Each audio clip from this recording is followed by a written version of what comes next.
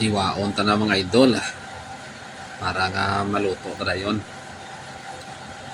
Iba ang proseso sang paghiwa sang native nga manok kaysa mga ginabakan naton mula sa tindahan or sa mall nga mga broiler chicken or 45 days.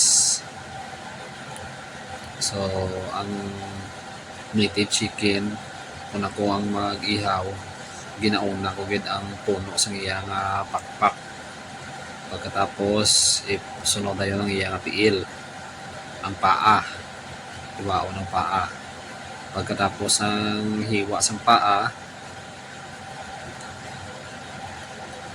isunod na dayon, bukon na naton dayon ang manok. So pero unahon ta kita na utod ang paa, slice ang paa, luako naton ang iya paa, slice naton para mahukos ang aton nga pagbuka sang aton nga manok. Tapos sa nautod ang paa, isunod naman tayo ng pagbuka sang lawas ng manok. So uyatan na to dira sa puno sa liog kag sa pitso para nga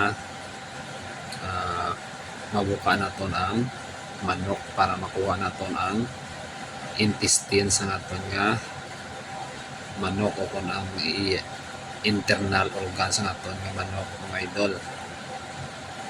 So wala na, nabuka naton manok, kuhaon na naton ang mga internal organs naton ng manok. Pero before sina ato na nga kuhaon ang tuktok sa naton ng manok kay naga-connect dira ang iyang tutunlan para mahupos magpalos ang iyang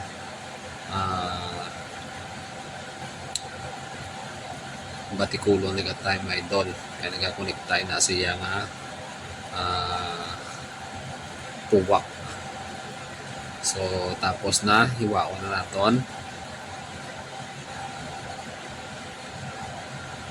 So ang aton nga pagluto sini anto nga adobohan naton, anto nga ibutan naton sa freezer kay tatlo mo lang kami makaon plus ang amon nga duha ka bata, so hindi man amon ni maubos tungaon ta lang mga idol, pugasan tanay